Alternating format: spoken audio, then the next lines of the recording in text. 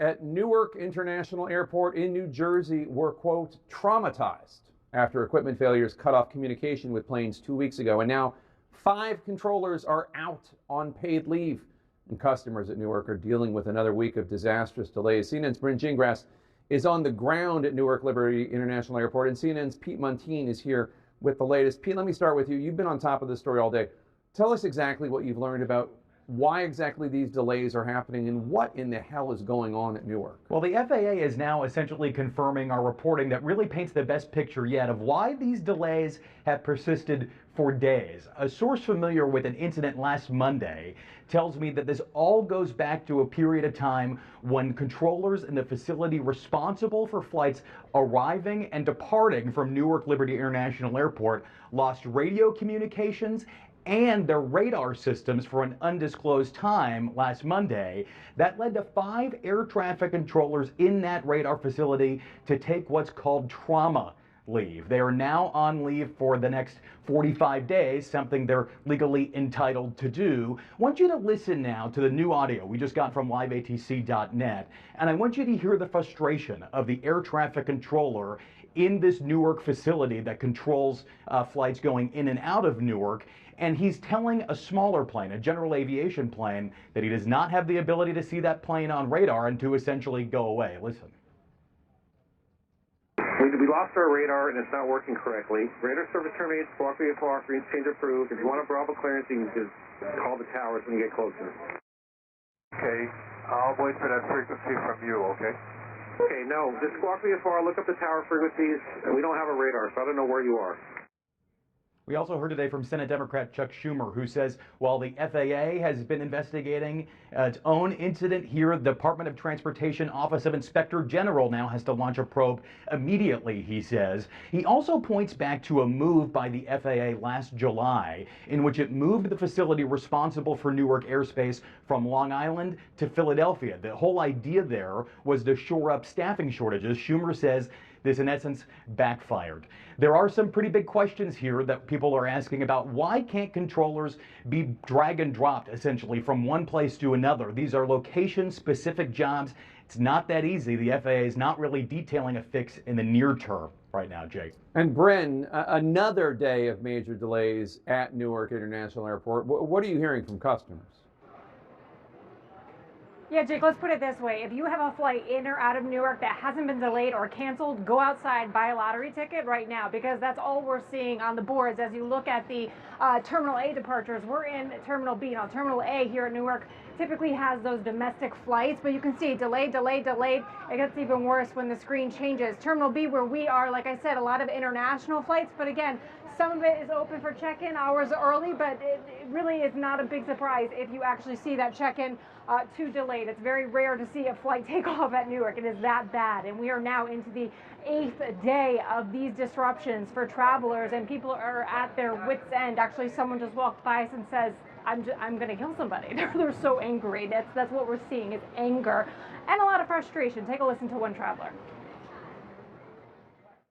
Now I have to kind of request time off, which sometimes that could turn into penalties for me because it's last minute.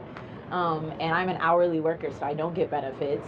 So I can't even kind of like compensate that lost time. Like, oh, I can just use my sick hours. I don't have the luxury of doing so.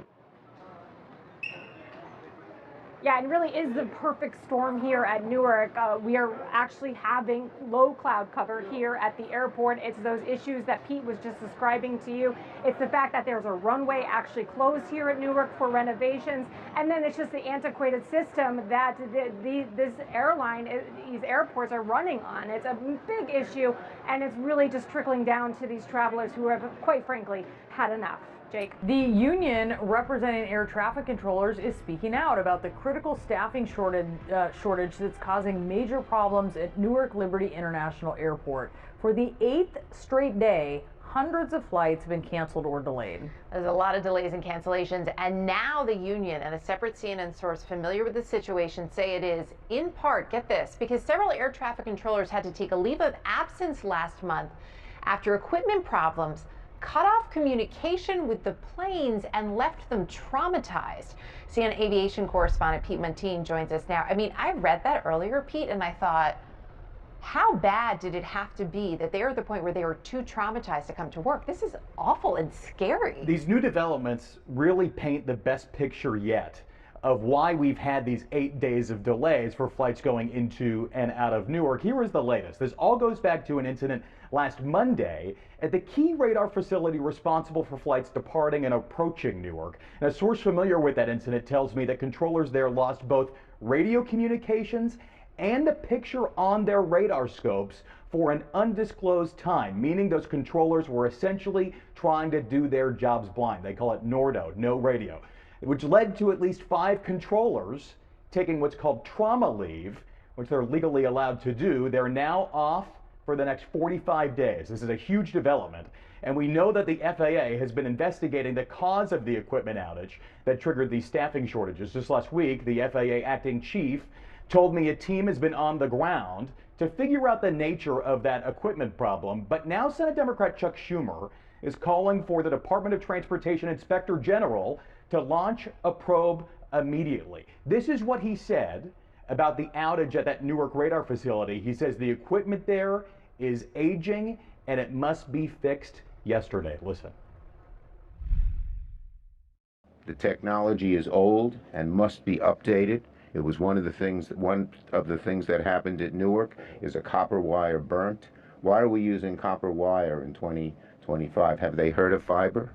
That soundbite is a heater and he flew it right over the plate. Copper wire, he says, is the cause of this issue initially. Schumer also called out the FAA's move of that Newark radar facility from Long Island, New York to Philadelphia. The FAA did that last July in hopes of enticing new hires and shoring up its staffing problems. Schumer says it's actually made problems worse. Newark is really emblematic, though, of the air traffic control staffing problems nationwide, and the Union of Air Traffic Controllers says there's still 3,000 controllers short nationwide. They're also clarifying this one point. Last Friday, United Airlines CEO Scott Kirby sent out a memo to passengers in which he said that controllers walked off the job. That union says it's unfair because controllers were traumatized and they took this leave, once again, something that they're legally allowed to do. That is a lot. I have to say, honestly, you're processing all of it. We did also want to ask you about, there's some new reporting you have about the Army pausing helicopter flights here in D.C. The big thing here is this all stems back to an incident last Thursday. It was about 2:30 in the afternoon when planes were coming into Reagan National Airport, and this helicopter from the same Army battalion that was involved in that mid-air collision back on January 29th was arriving at the Pentagon, not too far away. We're talking as the crow flies, maybe a half mile, maybe not even.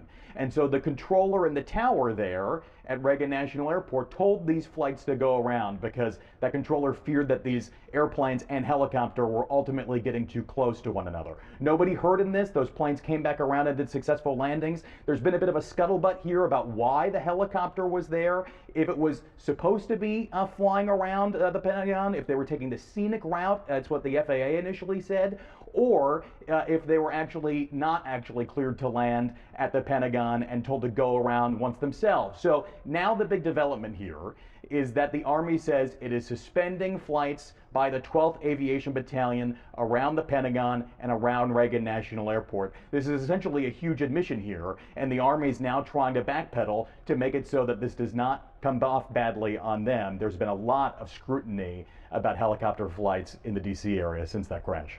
Yeah, wow. Pete, thank you. Anytime.